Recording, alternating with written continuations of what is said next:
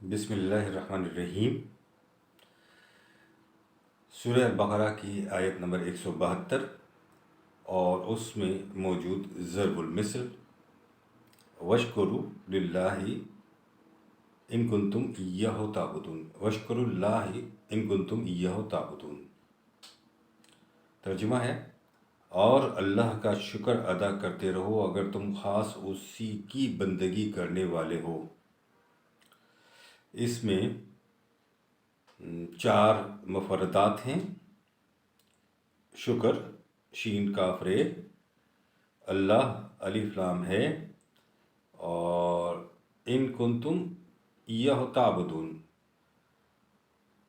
کنتم کاف واو نون اور تعبدون عین بے دال۔ سب سے پہلے ہم لیتے ہیں وشکرو یعنی شکر، شین کاف رے، شکرا، اس کا معنی ہے کسی نعمت اور بھلائی کا اعتراف کرنا، احسان ماننا، شکر کرنا۔ 27/40 میں ہے شکرا، اور جس نے شکر کیا تو کچھ نہیں سوائے اس کے کہ وہ شکر کرتا ہے اپنے ہی بھلے کے لیے۔ 31/4 میں ہے اشکر، کہ تو احسان مان میرا اور اپنے والدین کا۔ اسی طرح سے 2/158 میں ہے شاکرن، شکر کرنے والا۔ اس کی نسبت جب اللہ تعالیٰ کی طرف ہو تو معنی ہوتا ہے قدر کرنے والا۔ تو یقیناً اللہ قدردان ہے، جاننے والا ہے، یہ ترجمہ ہے۔ 16/121 شکر کرنے والا اس کے احسانوں کا، مشکورن شکر کیا ہوا، قدر کیا ہوا۔ 17/19 میں ہے تو یہ لوگ ہیں جن کی بھاگ دوڑ قدر کی ہوئی ہے، یعنی قدر کی ہوئی یہاں معنی لیے گئے ہیں شکر کے۔ شکورن بے انتہا شکر کرنے والا۔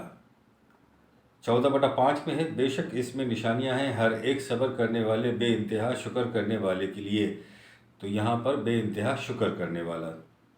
42/23 میں بے شک اللہ بے انتہا بخشنے والا، بے انتہا قدردان ہے، یہاں پر بے انتہا قدردان اللہ تعالیٰ کی طرف نسبت کی گئی ہے شکر کی۔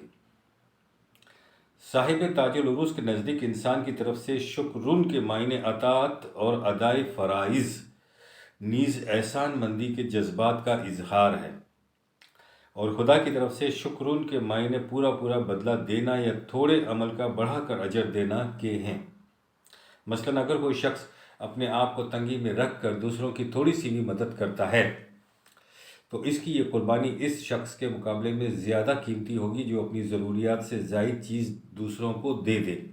یعنی ایک آدمی اپنی ضرورت سے زائد دیتا ہے، اس کے مقابلے میں اس شخص کی قربانی زیادہ ہے جس کے پاس کچھ بھی نہیں ہے، وہ پھر بھی اپنی ضرورت کو کاٹ کر وہ دوسرے کو دیتا ہے۔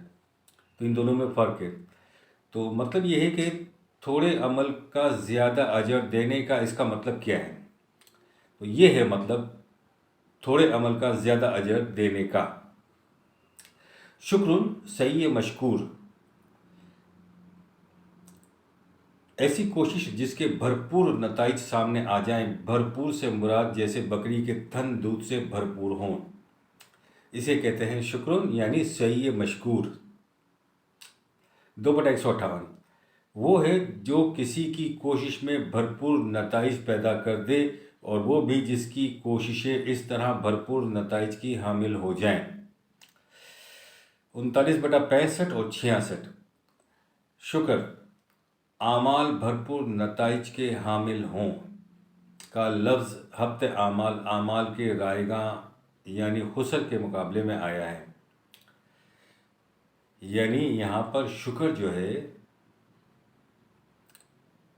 جس کے معنی ہے اعمال بھرپور نتائج کے حامل ہوں، یہ لفظ جو ہے ہبت اعمال جس کا معنی ہے اعمال کے رائگاں جانے یعنی خسر، یعنی یہاں پر شکر جو ہے وہ خسر کے مقابلے میں آیا ہے۔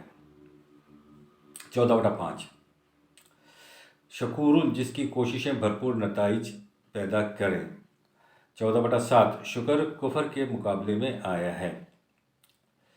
नुमायाँ और जाहिर करना ये हो गया शुक्र, और उसके मुकाबले में ढांपना या दबा देना ये हो गया कुफर। 2/152 खुदा की दी हुई नेमतों को हमेशा बेनकाब रखो ताकि इससे नो इंसानी फ़ायदा उठाए, यानी छुपा कर और दबा कर ना रखो। यानी 2/152 में भी शुक्र के मायने बेनकाब रखो और कुफर के मायने छुपा कर दबा कर ना रखो। क्यों? कि इससे इंसान फ़ायदा उठाता है। 46/15 और 31/12 ए मेरे नशोनुमा देने वाले, मुझे तौफीक अता कर दे कि मैं तेरी दी हुई नेमतों का शुक्र अदा करूं, यानी मैं ऐसे काम करूं जिनसे आमाल स्वालिहा के ज़रिए से मेरी सलाहियतों की नशोनुमा हो जाए। इसका मतलब है कि आमाल स्वालिहा खुदा की नेमतों के शुक्र का मौजिब बनते हैं। जो खुदा की नेमतों को बेनकाब रखता है इससे ख़ुद इसकी ज़ात की नशोनुमा होती है, यानी नशोनुमा का तरीक़ यही है। बरखिलाफ़ इसके जो कुफर करता है यानी खुदा की नेमतों पर पर्दे डालता है तो खुदा का उससे कुछ नहीं बिगड़ता। खुदा तुम्हारे सहारों का मोहताज नहीं है, यानी वो कौन सा मोहताज है जो तुम्हारे छुपाई को वो बेनकाब नहीं कर सकता। यानी अल्लाह कौन सा मोहताज है। खुदा की नेमतों को बेनकाब रखने के मायने ये हैं कि उन्हें खुदा के कानून के मुताबिक सर्फ में लाया जाए। अच्छा, यहाँ पर 2-3 चीज़ें आपके जहन में आनी चाहिए कि शुक्र ये है कि ए अल्लाह मतलब मुझे तौफीक दे कि मैं शुक्र अदा करूँ। तो शुक्र अदा करने का मतलब क्या है कि ऐसे काम करूँ जिनसे अमाल स्वालिह के ज़रिए से मेरी सलाहियतों की नशोनुमा हो जाए। अच्छा, सलाहियतों की नशोनुमा का मतलब क्या है? इसका मतलब है कि अमाल स्वालिह, इसका मतलब है कि अमाल स्वालिह खुदा की नेमतों के शुक्र का मौजिब बनते हैं। अच्छा, शुक्र करना क्या है कि अल्लाह की नेमतों को बेनकाब रखना। अच्छा, इस बेनकाब रखने से नशोनुमा होती है वरना नहीं होती, ठीक है ना। तो उसे बेनकाब रखना काफ़ी है नहीं, आमाल स्वालिह करना काफ़ी है। अच्छा, ये तो हो गया नशोनुमा का तरीक़। अच्छा, जो कुफ्र करता है वो फिर ढांक कर रखता है, छुपा कर रखता है, फिर वो आमाल स्वालिह नहीं करता है तो उसे कुफ्र कहते हैं, तो उसे उसकी ज़ात की नशोनुमा भी नहीं होती है। तो ये बात याद रखनी चाहिए कि खुदा मोहताज नहीं है। तो तुम छुपाओ या ना छुपाओ, बेनकाब करो, छुपाओ, हर सूरत में वो मोहताज नहीं है। वो अपना काम किसी प्रोग्राम अपने तौर पर इसका चलता रहता है, तो वो किसी तुम्हारे ना सही किसी और वजह से चल जाएगा। अच्छा, खुदा की नेमतों को बेनकाब रखने के मायने ये है कि खुदा के कानून के मुताबिक उन्हें सर में लाया जाए। अच्छा, 16/112 में जिन्होंने खुदा की नेमतों पर पर्दे डालना ढांपना शुरू किया उन पर भूख और खौफ का अजाब आ गया। यानी जब आप अल्लाह की नेमतों पर पर्दे डालेंगे तो उसका नतीजा कुरान मजीद ने बताया है कि भूख और खौफ का अजाब आ जाता है। ये कुरान मजीद में 16/112 में पूरी एक मिसाल बयान की गई, एक इलाके की, एक कौम की।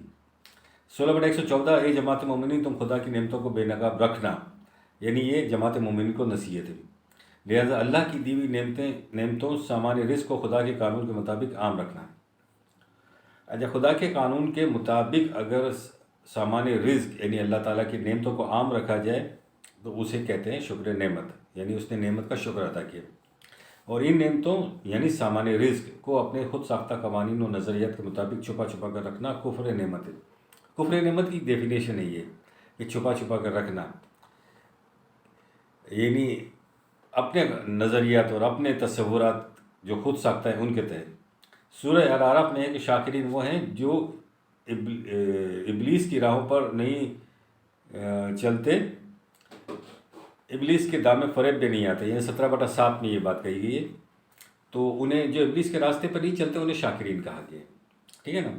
2/56 में यहाँ भी शुक्र का मतलब ये है कि कौमों को उनकी मौत के बाद नई ज़िंदगी हयात नौ इसलिए मिलती है कि वो अपनी मुज़म्मिल सलाहियतों की पूरी नशोनुमा कर सकें।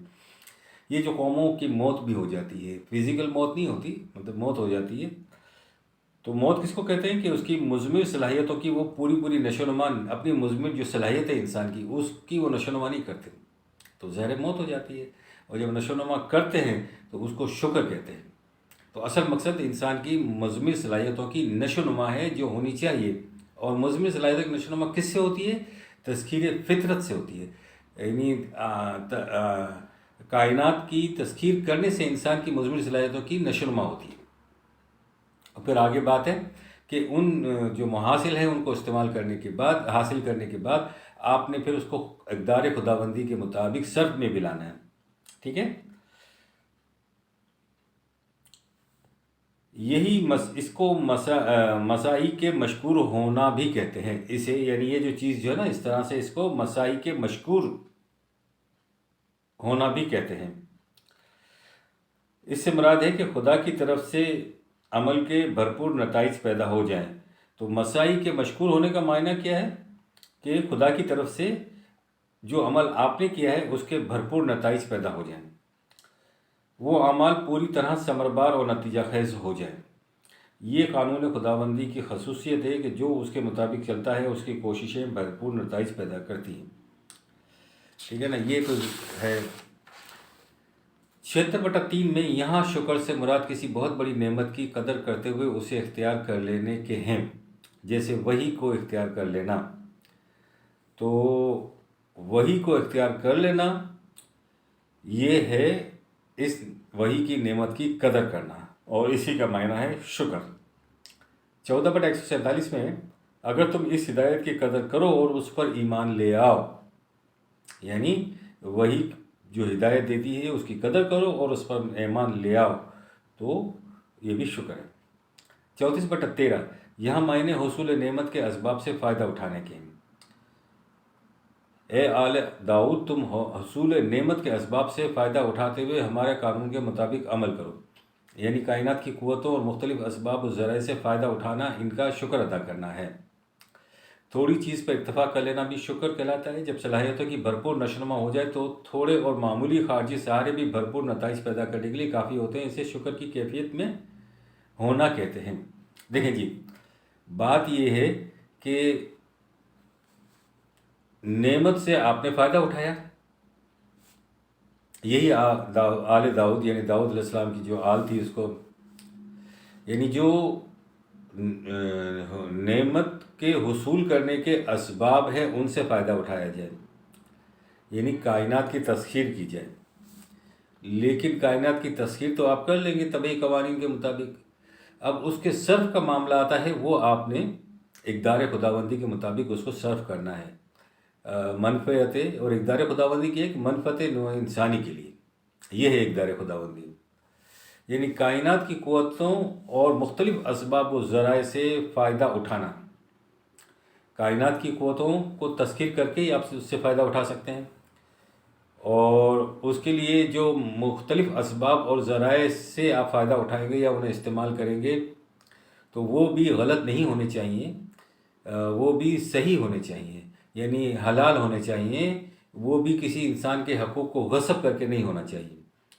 جیسے ابھی ہمارے یہاں سیلاب آ گیا تو ہمارے حقوق کو غصب کیا نا پوری دنیا نے، تو ایسا نہیں ہونا چاہیے. تو اس کو کہتے ہیں شکر کرنا. تھوڑی چیز پر اکتفا کر لینا بھی شکر کہلاتا ہے. یعنی آپ کو کچھ تھوڑا سا ملا ہوا ہے کسی کے حالات کی بنا پر، تو اس کا اکتفا کر لیں، چلائیں نہیں، تو وہ بھی شکر ہے. جب صلاحیتوں کی بھرپور نشوونما ہو جائے اور تو جب انسان کی صلاحیتیں نشوونما پا جاتی ہیں نا، تو تھوڑی سی کوشش جو ہے نا، تھوڑا سا آپ کو سہارا مل جائے کسی کا، تھوڑا سا ایک پوائنٹ مل جائے آپ کو، تو وہ بھی یعنی اس کو کہتے ہیں خارجی سہارا. تو وہ بھی آپ کے عمل میں بھرپور نتائج پیدا کرنے کے لیے کافی ہوتا ہے. تو اسے بھی شکر کی کیفیت میں ہونا کہتے ہیں. یعنی آپ شکر کی کیفیت میں آ گئے ہیں. تو شکر کی کیفیت میں آنے کا ایک فائدہ یہ ہوتا ہے. تو شکریہ، مہربانی. ربنا تقبل منا انک انت السمیع العلیم.